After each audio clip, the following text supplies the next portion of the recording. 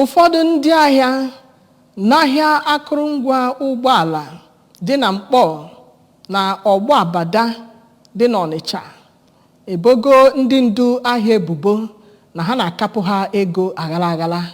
Onye nta akụkọ anyị Joseph Egbeọcha wetara anyị akụkọ a n'uju nke ga-anụzi ugbu a. Ndị ahụ na-azụ afịa na Newspapers Market dị na Mkpọ gụnyere onye ji ọkwa ode akwụkwọ ndị otu New Pass Landlords and Shop Owners Association bụ Maazị Edwin Ibabushi, Maazị Ikemelu Igwebike nakwa Oliakụ Regina Ezeokafọ gwara ABS na ndị isi ahịa ha bụ nke nọ n'okpuru Chief Elius Umeọzọ bụ ndị manyere ha ka ha kwụọ $4,000 naanị otu ụbọchị. Emechara ka ha mara maka ego gọọmenti kwetere ka ha na-akwụ bụ nke gbakọtara ọnụ bụrụ $7,400.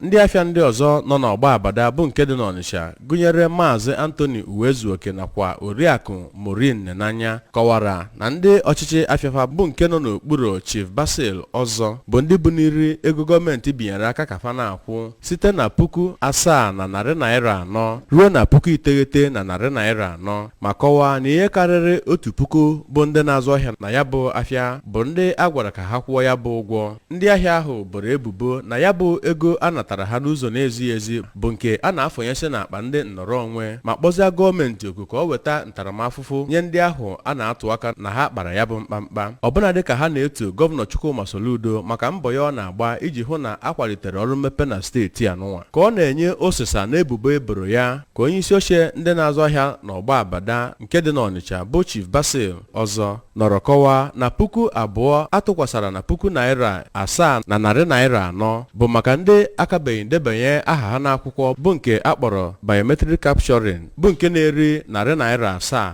nakwa ndị akabeghị nweta akwụkwọ eji mara onye akpọrọ ID card bụ nke na-eri $1,700. ebe ọ kpọkwazịrị ndị ahụ na-ebugharị ya bụ akụkọ ebubo ka ha gbaa mbọ hụ na ha na-ajụ ajụjụ ebe ọbụla ha nwere ihe mgbagwoju anya. Chief Ọzọ kọwapụtara njikere ya iji kọwaa ka o si arụ ọrụ ya na ya bụ ahịa ma kwe nkwa ịdọnye ukwu ndị otu ya na ya bụ ahịa nyere gọọmenti steeti a. Mgbe a kpọrọ Chief Umeọzọ na-ahụ maka ahịa New Pass maka inye nkọwa gbasara ebubo eboro ya, o kwere nkwa ịkpọghachi ụlọ ọrụ ABS azụ. Emesịa oku niile a na-akpọ n'ekwentị ya iji nweta osisa ya bụ nke amịtaghị mkpụrụ. N'okwu ya gbasara ya bụ akụkọ a na-ebugharị ka onye nchịkọba ụlọ ọrụ Anambra Joint Enforcement Team ANJET bụ Retired Air Vice Marshal Ben Chiobi nọrọ kwe nkwa na ndị otu ya ga-enyebanye anya na ya bụ ebubo a na-ebo ndị isi ahịa. Site n'Ọka, abụ m Joseph Egbeọcha maka akụkọ ụwa ABS.